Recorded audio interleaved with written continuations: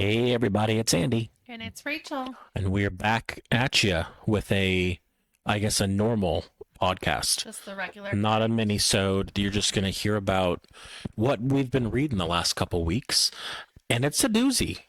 We've had a lot of great reading, a lot of mediocre reading.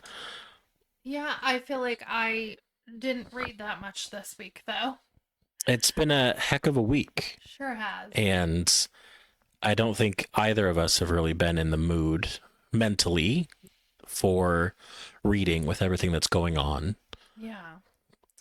I think we should just take a moment to acknowledge that this week has been really hard and although we are not here to be political or anything like that, I just think it's really important to acknowledge um, how impactful this week has been. And I think, yeah, even politics aside, Charlie Kirk was still a great Christian.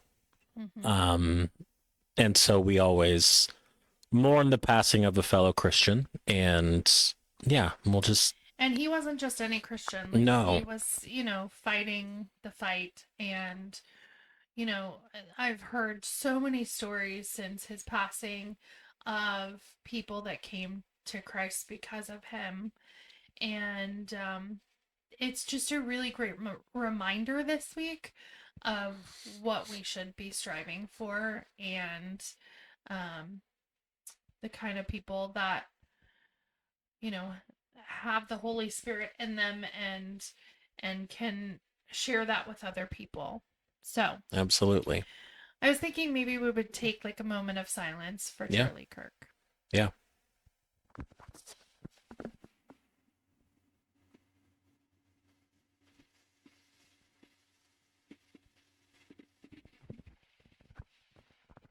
All right. Okay, on to the books. On to the fun stuff. Yes, We, we've been reading, and we've been continuing our our 52 in 52 challenge, yeah. challenge. Yes. And we discovered sort of by accident that during our summer um, connections challenge, Mm-hmm.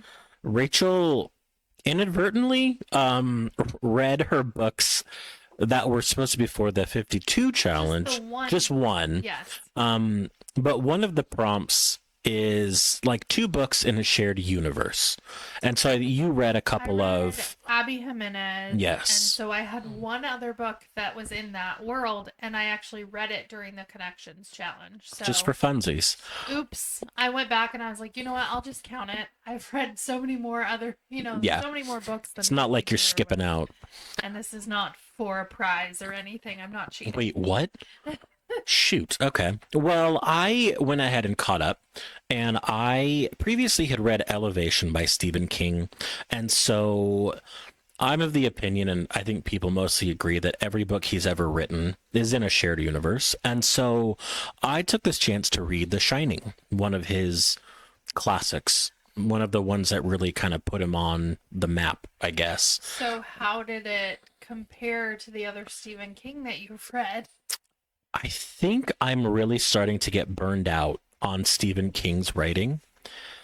Ooh, The bold the statement. guy cannot get to a point if his life depended on it. Oh. He overwrites So I everything. might like him. I don't it's not that he's like getting very deep into the emotions and all of that. It's just a lot of like Fluff. over explaining and fluff and Okay. overwriting and plot tangents that you're like, why did I spend chapters on that? Yeah, I'm not sure I So, would enjoy that. I mean, I will say this is definitely still a better book than the movie. I don't think that's a gutsy thing to say. I think most people agree, like, the book is better than the movie. Um, but it still wasn't great. I gave it 3 stars, mostly because it was just way too long. Well, what was it about? So, The Shining, if you've been living under a I rock, know. Well, it follows the Torrance family. So Jack Torrance is the father in the film, portrayed by Jack Nicholson, and he has a Oh, this is that son. one. Yeah, he has a Okay. son named Danny and a wife whose name is escaping me, and I feel just terrible about that. But they go to over the winter take care of the Overlook Hotel in Colorado, and they are the only three people in this resort. It's snowing and they're cut off from civilization, and Daddy starts to go a little crazy and hearing voices and seeing things and getting back on the wagon with drinking with a bunch of ghosts, and starts seeing things, and he's not sure if he's like hallucinating or if this is really happening. All the while his wife is like getting more and more concerned. Danny has what Stephen King calls the shine, which is sort of like psychic ability. And so he knows what his mom and dad are thinking a lot of the time. And he can also see remnants of past horrors that have happened in the building. And so he's terrified, and dad's going crazy, and mom is just trying to keep her family together. And it all culminates in the film. Jack freezes to death in a hedge maze outside of the Overlook Hotel. Spoiler alert. The movie's been out for like 50 years. Um, Save it. but in the book, it's a very different ending. And Okay. I liked the book's ending a lot better. It was more fulfilling. It made way more sense with the characters and the journey they had, and it also brought in the chef who is there during the season at the hotel. Also has the shine, and so he and Danny have this special connection, and he ends up psychically being contacted by Danny and trying to help rescue them from the hotel. So yeah, it's as a story, it's what I would expect of Stephen King. There's very interesting, deep characters that are developed very quickly. Um, some horrors. This one actually was not nearly as scary as some of the other ones he's done. Not as much tension, or Honestly, for me, the scary bits were not the supernatural elements. So like the father Jack, he has done some bad things while drinking, and they're at the end of their ropes financially. Their marriage is almost up. He's like everything in his power, he's trying to keep his family together. And you keep having these moments where he's backsliding with drinking, or as the book opens, you hear about him getting angry at his son and grabbing him so hard that his arm snaps and he breaks it. And so there's these moments where you're like, I'm really rooting for this guy to get his life back together. yeah. And then it's just thing after thing, and it's hard to read, especially as a dad. I kept being like, I hope I do better. I mean, just So far so good, but life has certainly thrown all of us curveballs, and I mean it's just a good reminder as a parent and as a person, like no matter how tough your situation is, you still need to be in control of yourself and be kind to those around you. So I gave it 3 stars. It was fine. I have a great edition from the Folio Society that after reading it, I'm gonna sell and get some money back. So yeah, that's just what it was. all right. Yeah, You so completed that. I completed that challenge, and then together, our first one back was a book in the public domain. Which I was like, oh no. I know, a Classic. classic, an old book. I remember a while back you were just trying to find a classic to read, and I kept, I mean, I looked here, like Yeah. the shortest, smallest one I could find, and you were still like, Andy, I can't do it. No. It's too classic.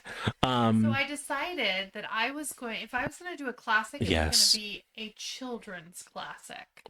And I love the choice you made, and I'm so disappointed and nervous to hear your review of it.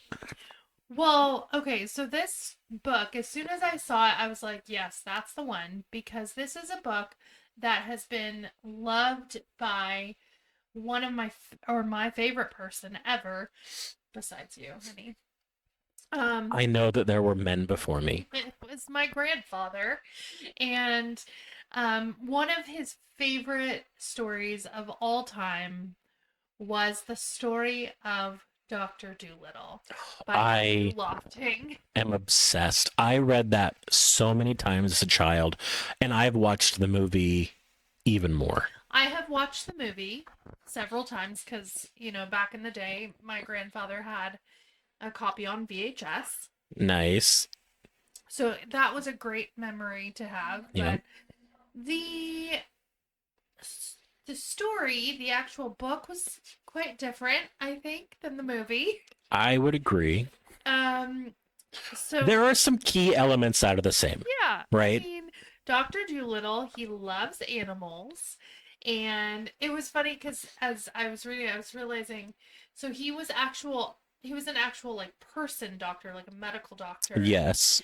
And he kept losing patients because he had so many animals and was taking care of the animals and not taking care of the patients. And so then he just decided, you know what?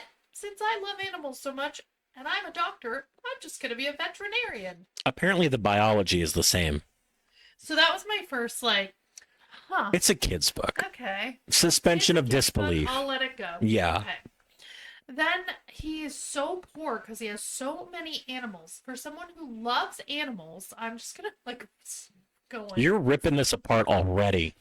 He had so many animals that he could not take care of, but he loved animals so much. I get it. I mean, I guess we have 3 dogs and probably We're getting a cat not soon. taking care of them as well as we can, but it wasn't like, I mean, tens of hundreds. Yes, we don't have 30 cats and a Yeah. zebra in the Yeah. backyard.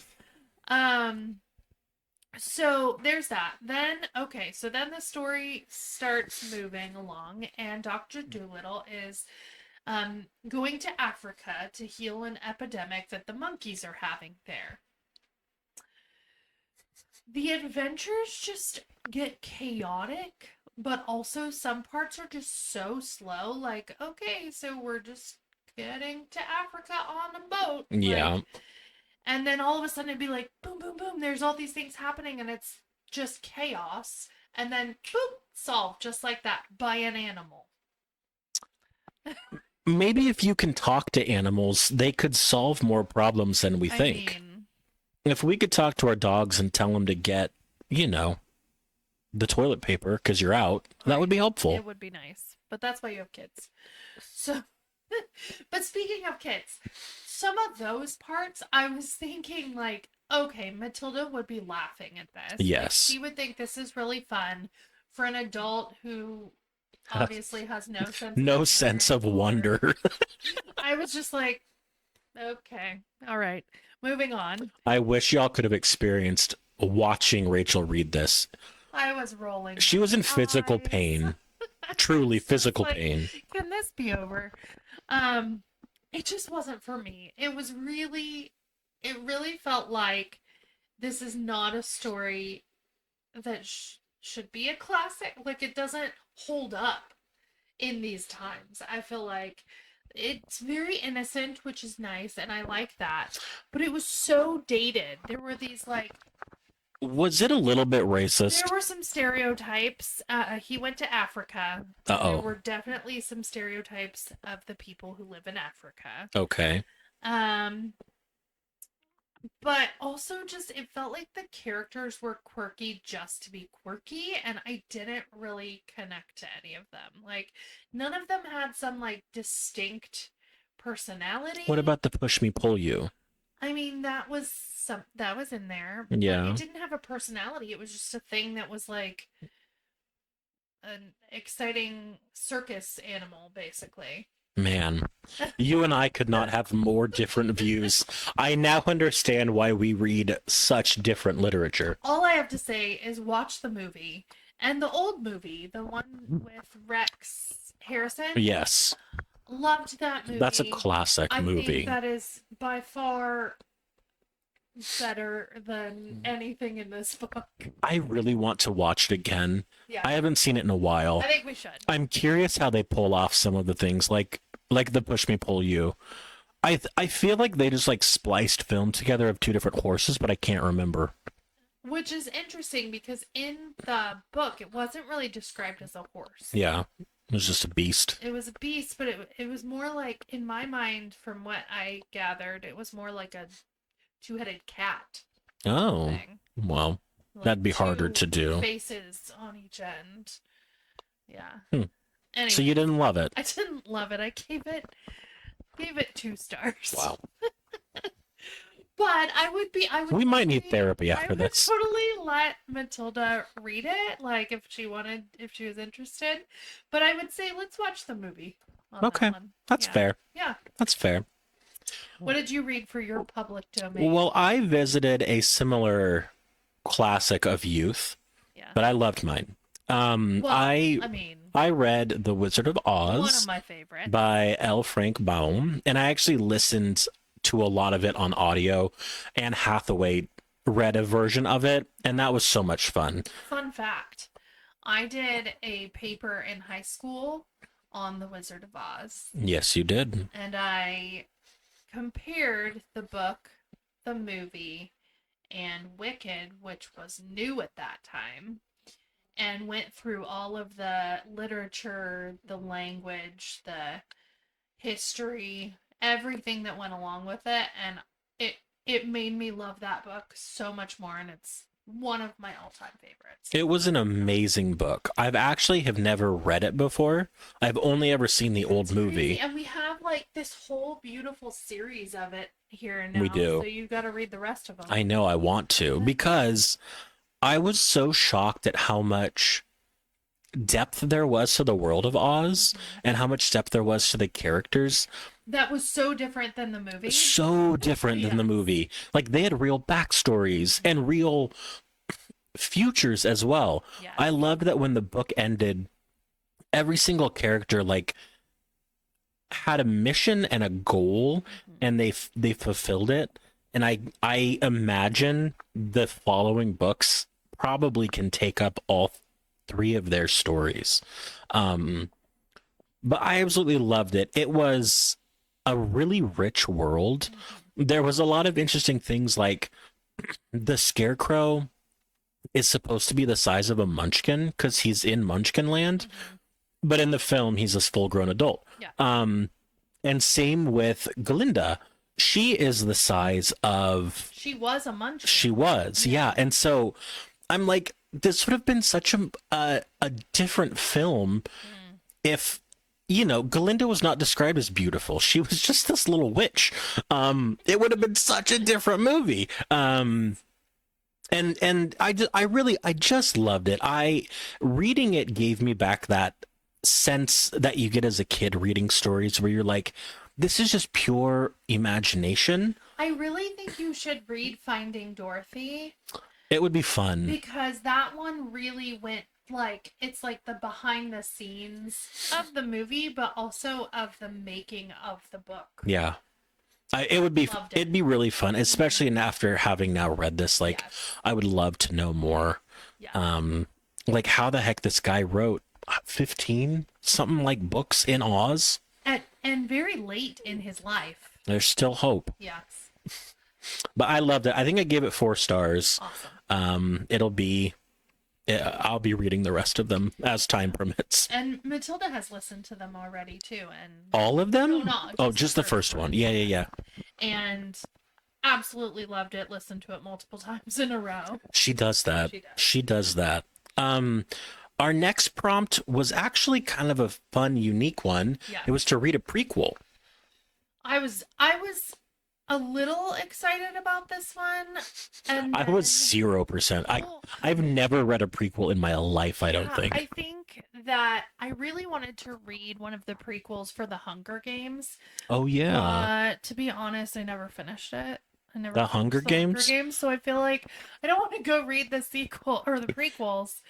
until I finished the whole series. Like I never finished the third one. Okay. Yeah. That's I know. I really banana and pancakes. and now it's been so many years that I'm like, I mean, I probably could go back Yeah, to the they're third not that one, deep. but I want to like reread this Yeah. series and then go backwards again. So, what did you or should I talk about You mine? go. Okay. Well, Actually don't know what you read. I got excited because I looked on Libby just to look for prequels. And I was really hoping that by picking Killjoy by Holly Jackson that I could like, Oh, yeah. redeem her from the last time we talked And you did? slightly. Oh, man. It definitely was better than her adult book in quotation marks. Yeah, and can I just say, not only was that book disappointing to read, but we turned it back into half price books for store credit. And we got And I think I got like $1. it's So ridiculous. nobody wants it. Nobody wants it. Anyways, so this Sorry, was Holly Jackson. we really do like I really do like you. This was the prequel for A Good Girl's Guide to Murder series. Oh, what did it go into? So it basically was like right before she started her senior project, which Okay. her senior project was investigating this murder that had happened in her town. Yes. Yep. So this is prior to that, and it's set like at a party with all those characters that we know and love or hate. And it's a murder mystery party. Of So course like it they're is. putting together, it's like all these high school kids and they have put together this really elaborate murder mystery party where everybody has a character and they have to know their character inside and out, and then throughout the party, the dinner, they get clues that either tell them like how they need to behave.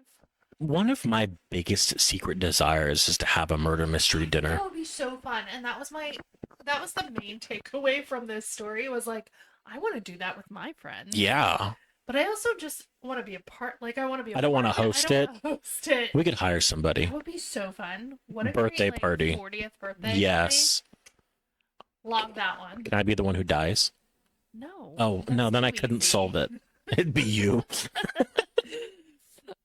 So anyways, it had all the main characters.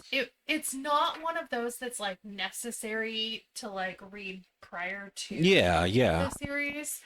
Obviously it came out after. And but it was interesting because you kind of learned about Pip's like investigative mind Okay. prior to what she ended up doing in solving murders. So, and like starting her own podcast and doing that later.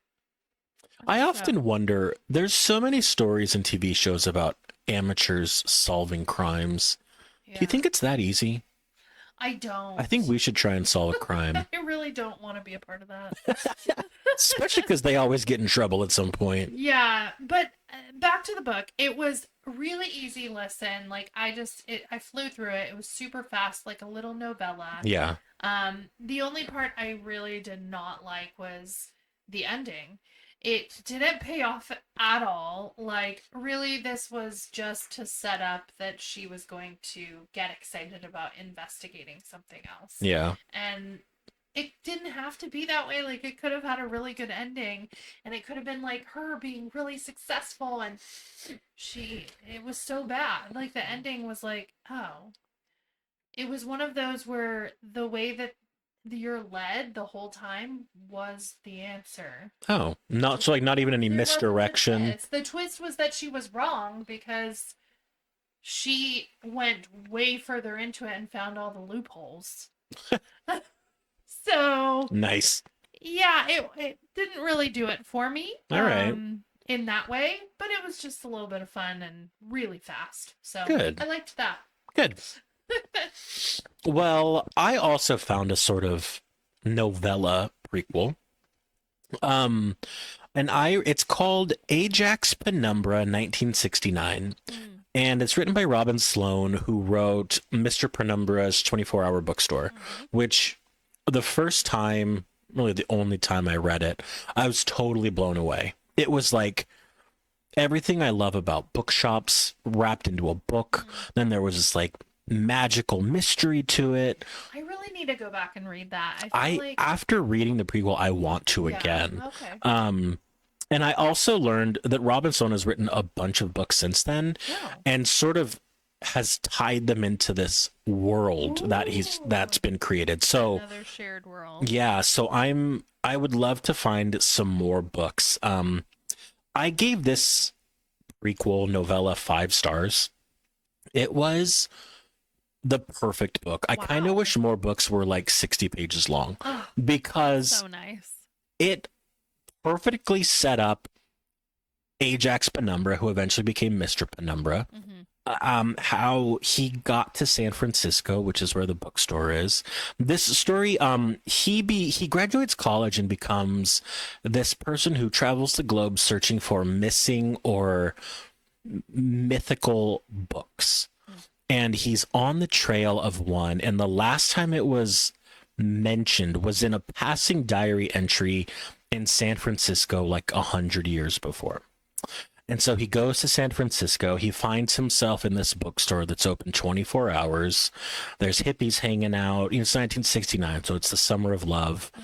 There's hippies. The bookshop owner is there, and instantly I was like fully pulled into this world. Like I could picture San Francisco in 69, Yeah. and I was like, I wish I could be there. It sounds so cool. But he discovers, I won't give all of it away, but he discovers that the book he thought was in the possession of a person, but it was actually last seen in a bookstore. And the bookstore happened to be housed on a floating ship in the San Francisco Bay, which apparently, when that city was first kind of coming up during the gold rush and all that, a lot of businesses were housed in boats because it was more efficient to just leave your ship docked and to Oh. create it as a business. Oh, So interesting. there were bookshops and restaurants and housing all in these floating ships all in the bay. But what's even better is you could get paid out by land developers to scuttle your own ship, and then they built part of San Francisco over the bones of these ships that were Okay. destroyed. And so That's real? under the city there's actually this like network of destruction and pathways and all of that. Boston is like that in parts. And I know Seattle too has like a layer underneath I of got it. to do that underground tour. But they eventually find out that the tunnel for the BART is being created, and it just happens to pass right by where the ship was scuttled. And so from there, the story sort of finalizes, and he finds himself wanting to stay in San Francisco. And now you can jump forward to the real Mr. bookstore. Penumbra. That's so cool. And it was a perfectly done prequel. Yeah. It was a perfectly done novella. Satisfying. I was like, I want so many more books written at Like this that. length Yeah. because it's so, you're not getting bogged down. It's certainly no Stephen King. It's the opposite. It's the Maybe opposite. that's why you liked it so I much. think it might be, Yeah. but I 5 stars all the way. Well, my next book was a 5-star book, and it may be one of my top this year. And this was our next category. Yes. We had to read a book with an epigraph. And this one just so happened to also be my in real life book club pick. Yes, yes. Which I'm so happy about because, I have not heard one bad thing about this book, first of all. And for those who might not know, an epigraph is like a quote or a verse or a proverb at the very beginning of a book that like sets the stage for what you're going to experience. Yes. And so I had already picked this book up and realized that it had an epigraph. So I was like, oh, yeah. Those are the best coincidences. So the book that I'm talking about, which was so good. The Bright Years by Sarah Damoff. And she is actually a debut author. And We love debut authors. yes, go her. And she is a Dallas resident. We love Dallas residents. Yes. We love local writers.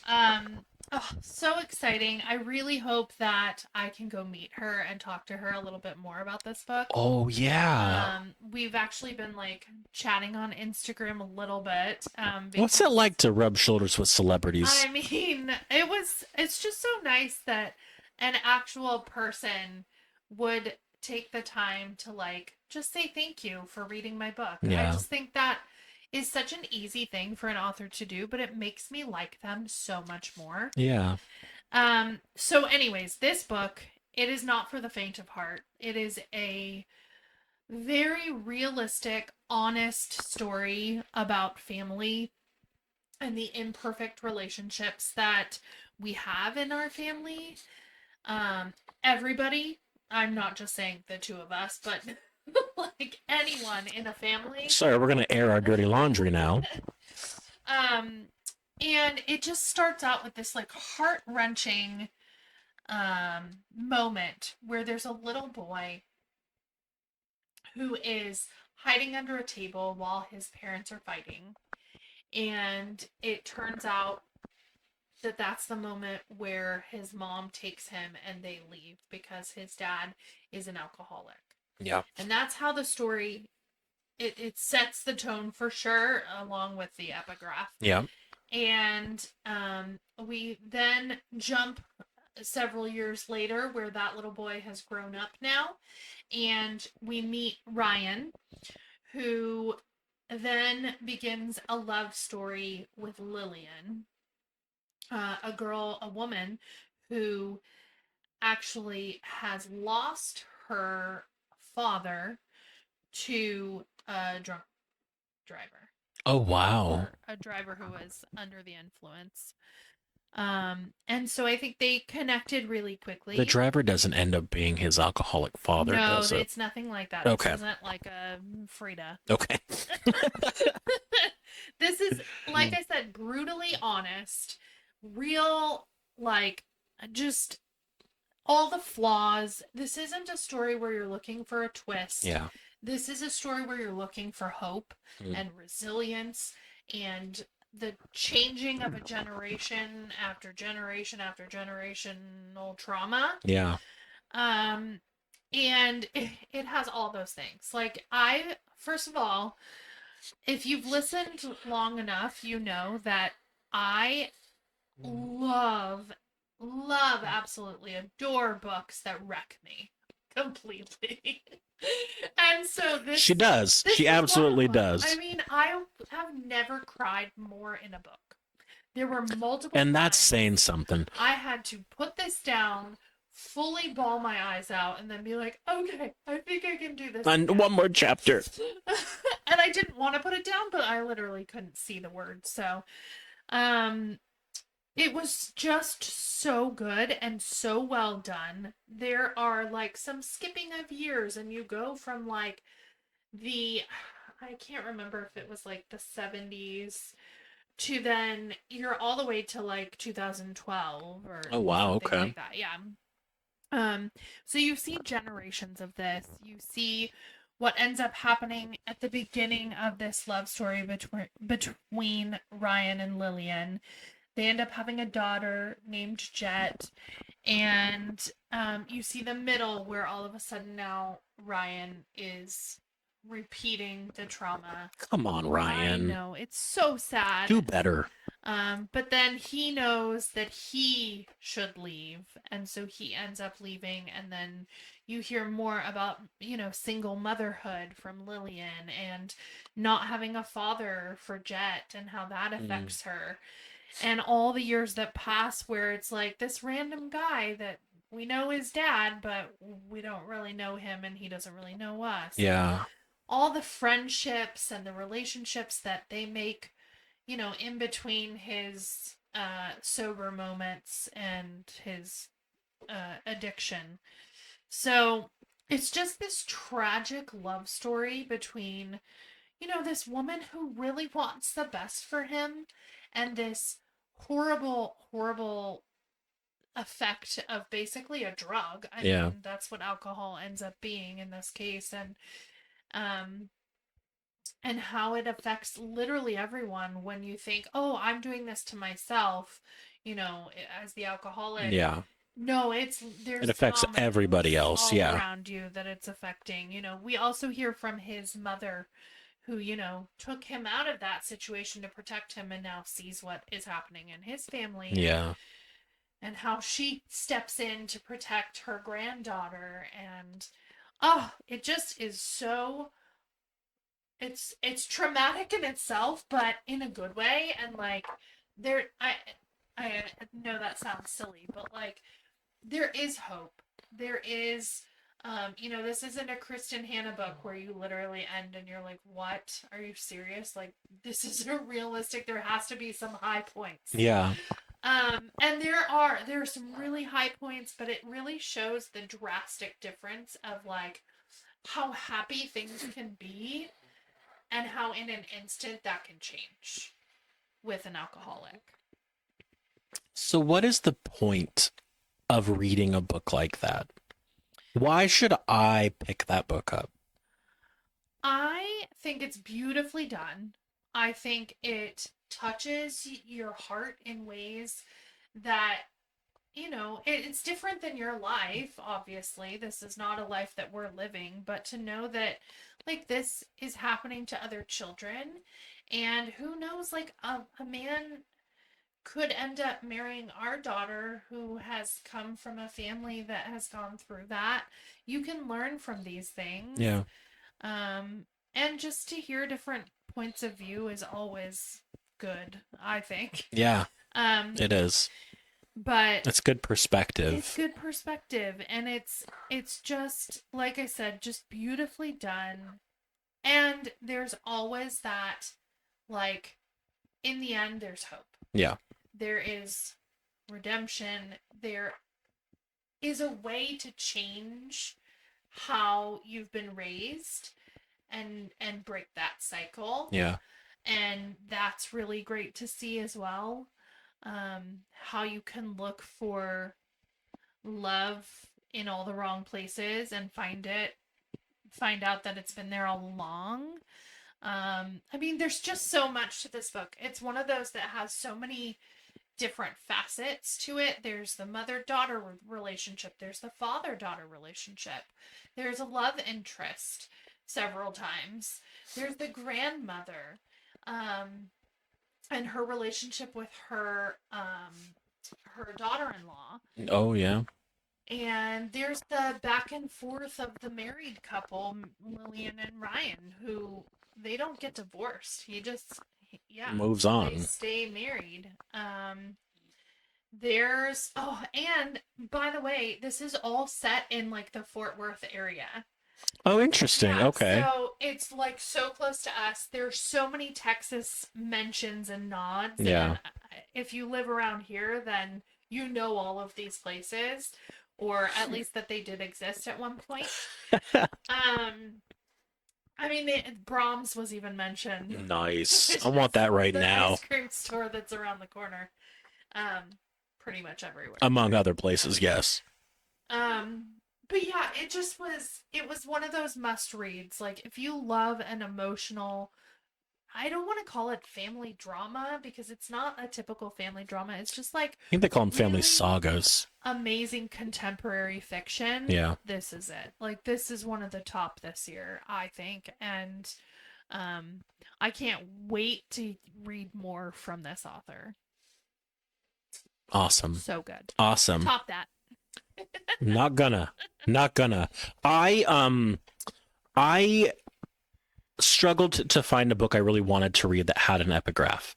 It's funny, I notice so often books having epigraphs, and then when I really needed one, I couldn't find it. And I had a plethora. You is an embarrassment of riches for you. But I did find, after a little Googling, that The Handmaid's Tale had an epigraph, and it did. Another one of my favorites. And I have never read it, believe it or not. It's one of those. Or you haven't watched the show either. No, it's one of those modern classic books that a lot of people say, "Oh, it's great," and I've always. I really enjoyed it when I read it. I have always made fun of it just a little bit because societally it gets thrown around so much, Especially and these it days. sort of dilutes the like impact and the meaning of the story, I think. Yes. But I'm like, all right, well, if those people are talking about it, I'm not gonna like it. But Did you I chose to go in with a clear mind open? and no well, it was ajar. Um, and no expectations. I just wanted to see because I don't even know what the story is. I really did enjoy it. I gave it 4 stars. I thought it was very creative and interesting. It is super creative. And obviously In one sense, like but unique for the time too, because this was like the 80s. in 1987, I think it came out. Yeah. Yeah, I mean, there was definitely a lot of like dystopian fiction coming out at that time, and I think I would consider this dystopian. It was truly like a collapsing of civilization and this rebuilding of this new Way of- terrifying concept yes. where mm, uh, where women have all become infertile for the most part, but there are a few who genetically or whatever can still bear babies, The Handmaid. the handmaids, and so they are basically forced to carry children for the ruling class. Yes.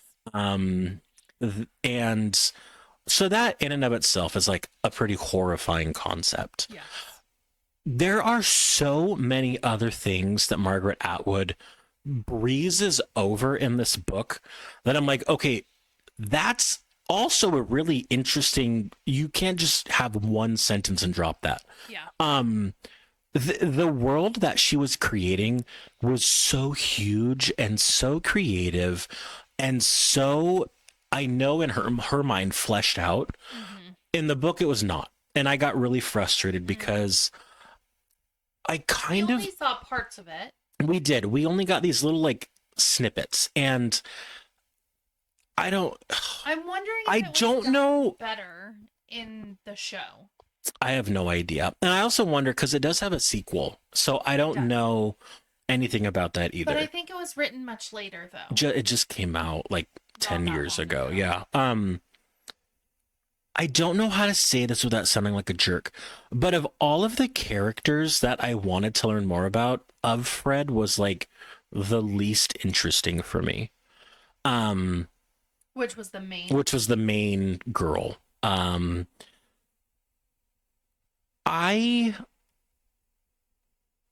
I don't know. The story kind of felt messy. There was a ton of time jumps back and forth. Back to sort of before the world changed and then present day. And it felt messy, especially listening to it. I really got confused a lot. Yeah, that would make sense Yeah. to me. I was also surprised, and this is not to like belittle anything, but like it wasn't just the women who were like really restricted and subjected. It was like every single race, every single religion, every single gender were all, I mean, the homosexuals and the transgenders were literally just murdered and hung on a wall so people could see who had died that day. Right. The Jews were allowed to either stay and be subjugated, or they could all go back to Israel. Yeah. But then on the way back to Israel, they were all murdered and thrown overboard because nobody wanted to deal with them. Yeah. The Quakers, the Catholics, many of the Christian sects were destroyed, and if you still adhered to that religion, you were killed. So the women obviously had a horrible time. They were having to bear these children and have all their freedom removed. But every single person in this dystopia, the women who were forced into sex work. Well, not even that. I was talking about even the ones who were not able to have their own children. Yeah, they had to And watch. had to watch and wait for another woman to carry. They had to hold. husband's baby. They had to hold the handmaids while their husband made the child inside of the handmaid. And then there were the other women and men who were not wealthy or influential, they were all in arranged marriages, and those women had They were like way throwaways. horrible lives, Yeah. and the men had horrible. I mean, Yeah. it was just an awful existence, no matter who you were. I think it was just eye-opening and a little bit terrifying when you think like, how far away from that could we be? I don't know. I mean, And I think there were some things where I really understood. Like, I understand why people are talking about this right now. The huge point of the book seems to be like abortion's rights, and because that's so talked about right now in this country, like, I can understand why people are talking about that. yes. Um, there was something else where, oh, just when they describe how the government is overthrown, it's truly a militia comes in, kills the president, the vice president, and Congress, and they say we're taking over. Yeah. It's not an unrealistic thought that that could happen today. Right. It would not Especially with take all the violence that we've seen. Yeah, this week. and I think especially like January 6th, that was certainly not a violent insurrection, but I mean, you saw it could have been. I mean, if all those people had had guns, this would be a really different country and world we're living in. So I understand the parallels people are drawing. I still don't think our world is quite as dire as this. I don't think that anybody is a handmaid, but let's hope it was interesting to finally learn the whole story. And I'm really curious to read the sequel now, because maybe it will give me more insight into the world, which is really all I wanted to know. I just wanted more about the world and less character. You know, I would watch the show with you. I mean, I don't think I would. No. Because it's been made lately. And I just don't care. I read it, and then when I'm reading, I can picture it and imagine it. Like, I don't need to see it redone. Yeah.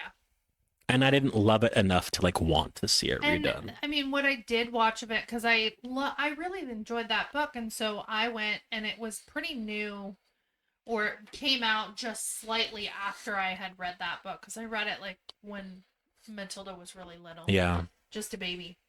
And then the show came out, and I said, oh, okay, I'll watch it.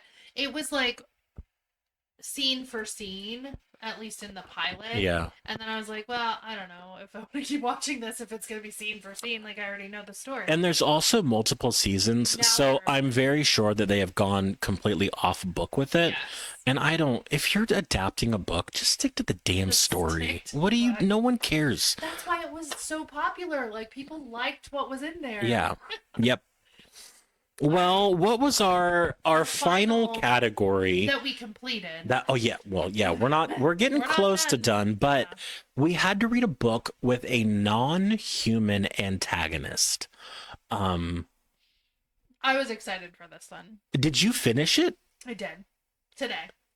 Oh, okay. I thought you were reading something different, but I remember you switched. Okay. I did. Why don't you talk about yours? So I picked up this book a while ago. I like to sometimes walk down the horror aisle with you. Yes. And this one just like fully got my attention.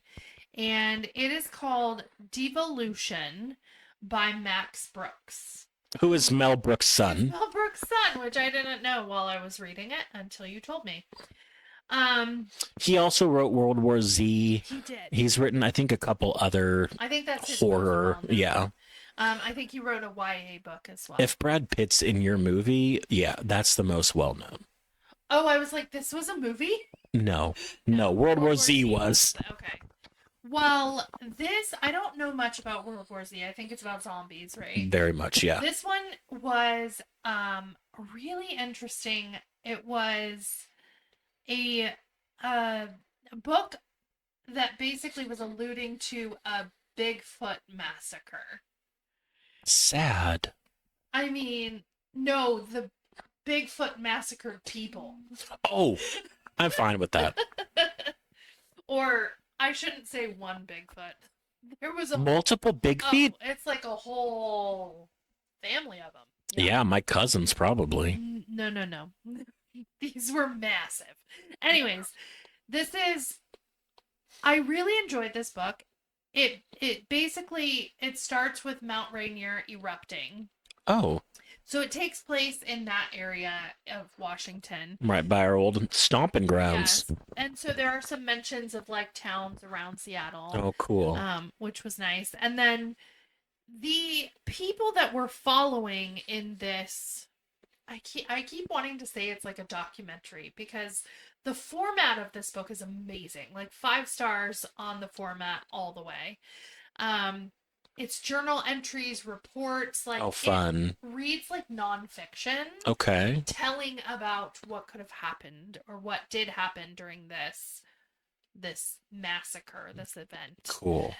So we're learning about the people who have decided it's like an elite group of people who have decided to live off the grid, but still close by. Okay. It's like this self-sustaining eco tech community. It screamed Seattle to me. Um, and it was called Green Loop. Oh my God. And it's literally just like this circle of people who live in this community, like wanted to get away from all of the big tech and But not too companies, far but away. not too far away, but still live off the nature surrounding them and really be able to focus on the nature. Gotcha. So when it comes down to it, what they realize after the eruption is like people forgot about them and they're so isolated. So now they have to like survive off the land that they so love, but have no idea how to do. That's like yuppies going camping and think they're roughing it. It And then literally, their RV yeah, breaks down. it's literally like people who were wearing like North Face? North Face or Patagonia, Yeah. and they're like, "Oh, you mean I have to like I don't Well, I this don't have internet anymore?" this isn't actually good for I outdoorsmanship.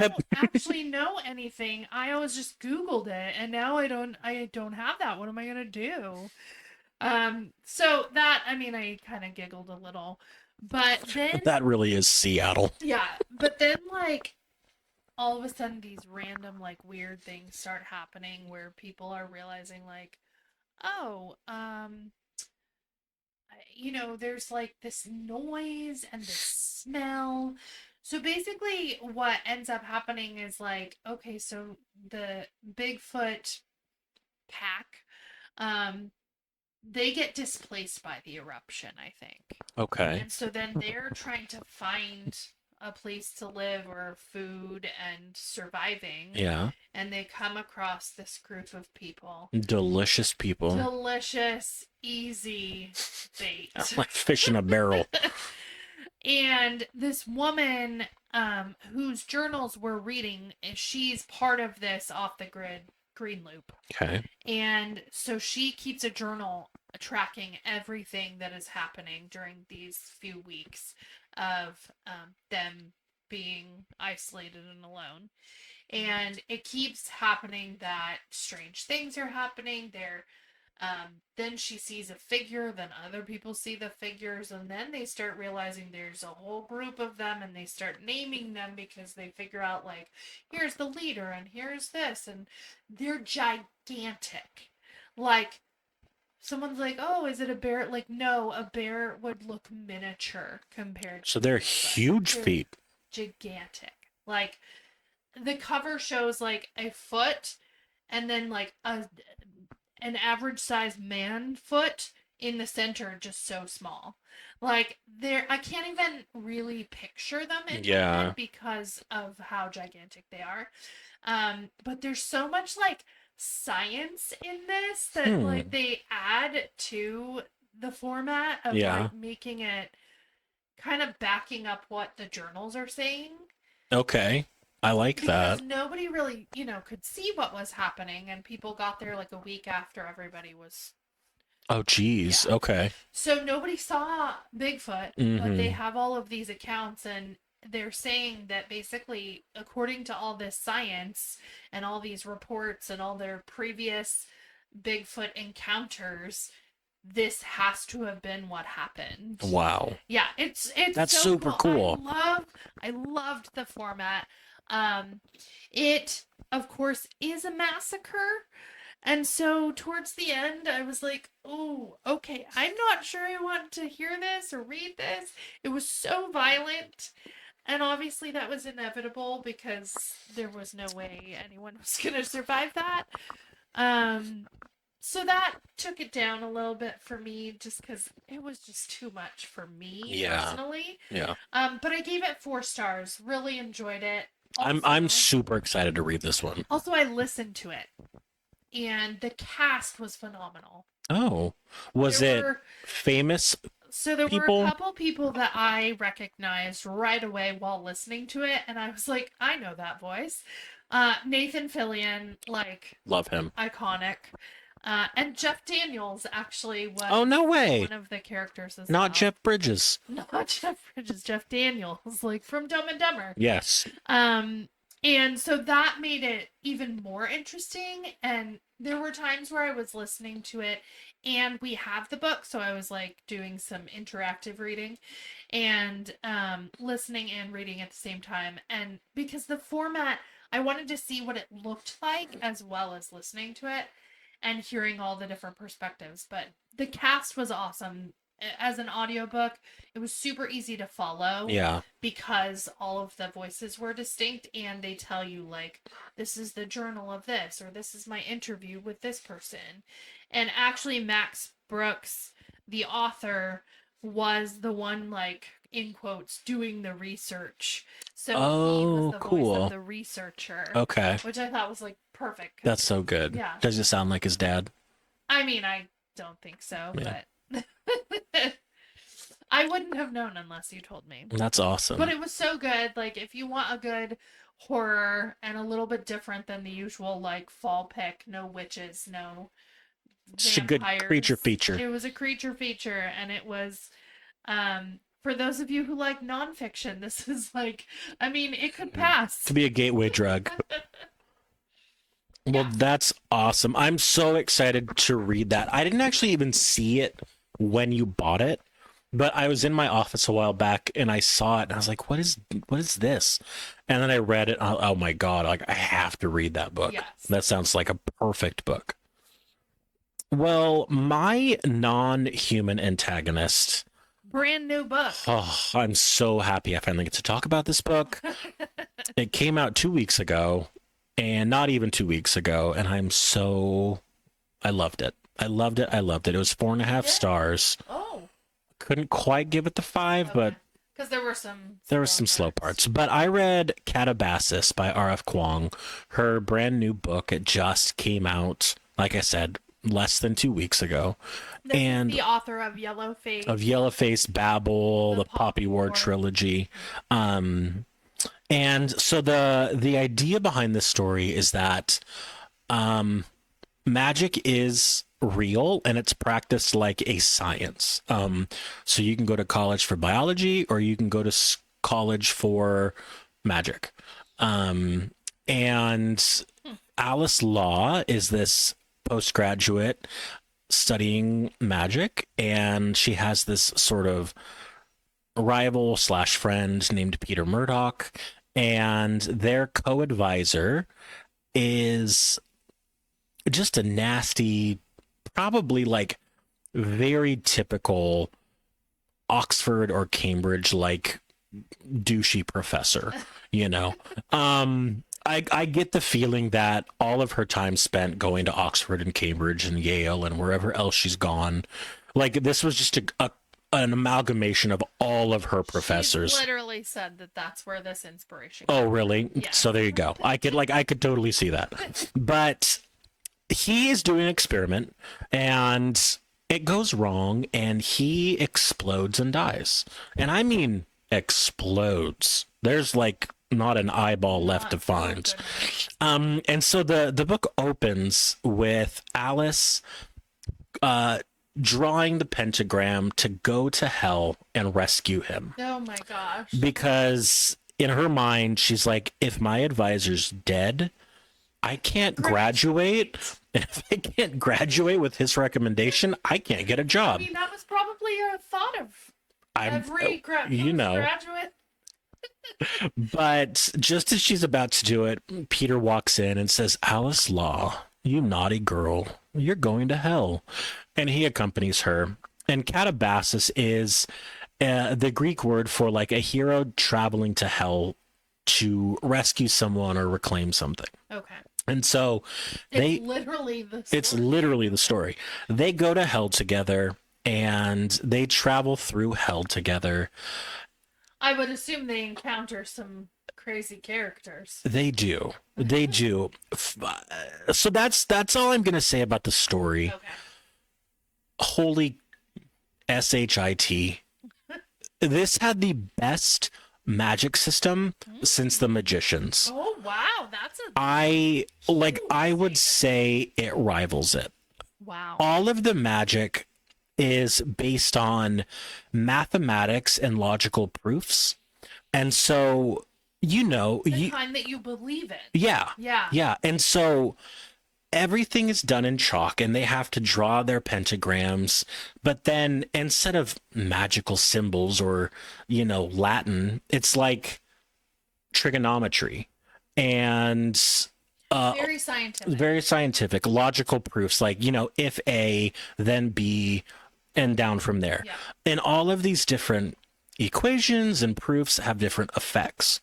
So it is like 100% based in fact, insofar as like the math is real, the logic is real. Obviously the magic part, I'm not sure about that, but I thought it was so engaging and it was understandable. I am no mathematician. I know nothing about logic. I took a class in college, but like I didn't do that well. But I understood it, which was great. That makes me feel a little bit hopeful. Yeah, it was not like I mean, you're still way smarter. So. no. But to give an example like of what this means. So like near the end, Alice is sort of in this battle and she's trying to stop some things from getting her. So she draws the pentagram in hell, and there's a whole thing about magic working in hell. But and she employs Zeno's paradox, which is, I think Aristotle talked about it. So like if you were to travel from point A to point B, if you went half the distance there, and then you went half of the remaining distance, and then you went half of the remaining distance, you could never actually get to your destination because you would always be going in halves of the remainder. And so you would like keep getting infinitesimally closer to the end, but you could never get to your goal because you'd always be going only half of the remaining distance. It's like in statistics. Yeah. And so, if you craft that sort of logical theorem or puzzle in this magical pentagram, then the people who enter it are forced to move in that way. So they're frozen in place because they're always only moving half the distance. How could she ever get to her professor? Well, There. She was the one using this magic against a bad person. Oh, but with magic, if you interrupt the pentagram, the effect ends, or if you can counter the magic somehow. But that's sort of just an example of like using this real world science in this magical way. I like it. I absolutely loved it. I was like, oh, there's actually a lot more about this that I actually do know that I didn't think I would know. But it was such a great magic system, and hell itself was really creative. She combined a bunch of different worldviews and religions into one. So it wasn't like, this is not the Christian hell or the Hindu hell. It was sort of this gathering of a bunch of them. I would say it's like most closely related to like the Greek idea of hell, because you have the Lethe River, which is when you're ready to be reincarnated, you go through and your memories are erased and then you can be reincarnated. There was also the 8 sort of courts of hell, which sort of mirrors Dante a little bit. I'm sure that's a nod. It was. So she, like, I would put this up there with like the other classics of like Katabasis stories. So like the Aeneid, like the Odyssey, like the Inferno or the Divine Comedy. So she's standing up there with them because of how well it's written. She's so incredibly talented for being able to And put all of so that together. well researched. Yes. I was so blown away so many times where I'm like, there's like a minor character that she mentions or this one little facet, and I'm like, oh my god, like you clearly went digging, like Little nuggets. you didn't just Wikipedia hell, like you really are digging in here. No, I don't think she's that kind. No. And even just hell itself was this sort of it was sort of an infinite space contained within a finite place. I guess it's a mathematical thing called like Gabriel's horn. So much of it was just super fascinating to me. I love stories about heaven and hell, and any time someone can make it fresh or different, this did all of that. It was so great. Even like when she got to the capital city of Diz, it was like very much unlike any other one. So really just a completely fresh take. Keeping the old and the all these different viewpoints and the she didn't deviate from any of the classics. Not making it completely her own, but kind of taking those as inspiration. Yeah, there's a lot of Hindu and Buddhist influence as well. Even like they're trying to get to the court of King Yama, who is in, I think, Hinduism, sort of the overseer of the realm of the dead. So like I said, it was just a blending, but really well done, really well written. I've never learned or thought so much about chalk as a vehicle before, but they talk about like chalk is just the decomposed bodies of microorganisms. And so even though they're these inert things that we write with, they are the essence of living things. And so when they're used with magic, that essence is imbued in what makes the magic work. So just a lot of like, it was truly like a love letter to chalk, a love letter to academics, and also just a great love story. You get a ton of backstory about Alice and Peter. You find out why they aren't friends anymore. It was a truly wonderful story. Deeper characters as well as the... Yeah, I actually... So my only complaint is like there was too much backstory and not enough hell. Or like what's currently happening, because it flashed back a ton. And it kind of got to be a little laborious. Like, we get it. Like, she likes to study and, you know, he is smart. Like, okay, we got it. Great. Okay, let's move on. But that's the only reason I didn't give it 5 stars. I absolutely loved it. I'm so glad I have a signed copy of it. Yeah. I'm so sad I didn't pre-order all the special editions that came out, but it's probably for the best. Yes. Well, on that note, we have a couple, obviously we have more to get through in our challenges coming up. And, did you have another one? I read just for fun. Oh, okay. Just briefly. Sorry, didn't mean to cut you off. That's okay. You just read so much. So much. I read, there was I got an arc of a comic book series called Dogmatix, and it included 3 sort of graphic novel volumes into one, which was really fun to read. I grew up reading Asterix comics, which is this great story of the Gauls and their time during Roman occupation. That sounds boring. Yeah. It's hilarious. I could do a whole episode on Asterix. In fact, I love it so much that when I went to Europe with my family, I got it in my head that we should go to the Asterix theme park in France. Oh my gosh. And so we all piled on a bus and we're like riding through the suburbs of Paris. And finally, I think my dad is like, Andy, this doesn't say it's 25 euros for entrance. It's 25 euros for parking.